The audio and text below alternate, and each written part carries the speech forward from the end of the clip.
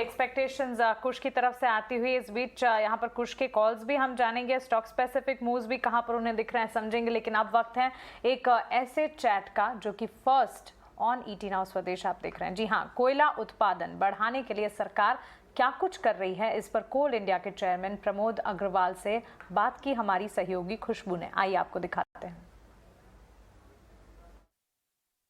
We have with us Pramod Agrawal, the chairman of CIL. So we want to know the steps that are being taken today.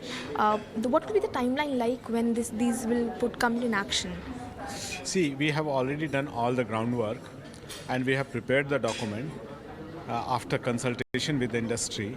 So we will be launching those documents tomorrow only, means the tender will be put to the public tomorrow, and then there is timeline for consultation, etc. And at the tender closing date we will have to give some adequate time to the investors or to the participants so that they can explore what is the real situation in this, because it involves a lot of investment. If we don't give adequate time, perhaps nobody will participate. So accordingly we have prepared the timeline. We are giving 90 days as of now, but it depends how the investors react and what their responses are. So how much capacity will be added through this one, and going ahead, what else is in the pipeline? See, in this there are about 20 mines. By thumb rule, I expect that at about 10 million tons will be added through these mines. But we have got many more mines, about 80 more mines, which can be given to private participants in this way. We are preparing the dossier of those mines also, and we will be coming with those mines very soon. Power crisis को लेकर सभी के अंदर जो चिंताएं हैं, बस इतना पूछ चाहते हैं कि इसके ज़रिए किस तरह की जो ये आज से कदम उठाए जा रहे हैं, गैप किस तरह से की आपूर्ति की जा सकेगी, कितनी भरपाई हो सकेगी? सी, इससे जो आएगा वो 10 मिलियन टन कोयला आएगा, और ये अभी तत्काल नहीं आने वाला है। इसको आने में करीब 6 महीना से साल भर लगेगा, या 1.5 साल भी लग सकता है कुछ माइंस में। तो इससे आज की प्रॉब्लम सॉल्व हो जाएगी ये कहना उचित नहीं होगा, लेकिन भविष्य में भारत के लिए अधिक कोयला उत्पादन सुनिश्चित हो पाएगा, ये जरूर है।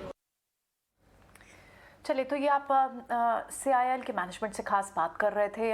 खुशबू हमें बात करके बता रही थी बड़ा क्राइसिस है, क्योंकि कोल क्राइसिस जिसके जैसे आप इलेक्ट्रिसिटी कट्स देख रहे हैं, इंडस्ट्रियल शॉर्टेज हो रही है, और प्रायोरिटी सेक्टर्स की बात हमेशा सरकार कर रही है, लेकिन कोल इंडिया ने बहुत बड़ी रकम स्टेट गवर्नमेंट से लेनी है, बकाया उन पर आगे स्टेट्स ने डिस्कॉम से लेना है, जिसके चलते कोल प्रोडक्शन हैम्पर होती है। लेकिन यहाँ पर कुछ एडिशनल खदानों की बात की जा रही है ताकि कोल सप्लाई बढ़ाई जा सके, लेकिन एक बड़ा मैटर है, और जिसके चलते हम देख रहे हैं कि पूरी भारत में ही कई सारी स्टेट्स पावर शॉर्टेज का एक मार झेल रही हैं इस वक्त।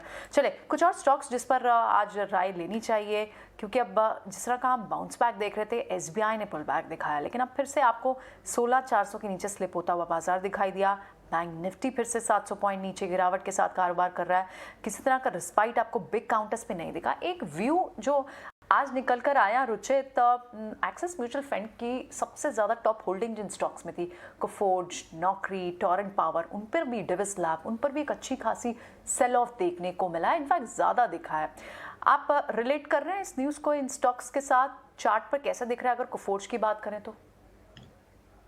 आई थिंक एक फंड परफॉर्मेंस की एक अलग चीज होती है, और जो हमने ये देखा है, जो न्यूज बाहर आई है, आई डोंट थिंक उसके कारण फंड्स के ऊपर कोई ज्यादा परफॉर्मेंस को इम्पैक्ट होगा। फंड्स का जो परफॉर्मेंस है वो डिपेंड करेगा कि मार्केट आगे चल के कैसे रिटर्न्स बनाता है, मार्केट में मूवमेंट कैसे रहता है।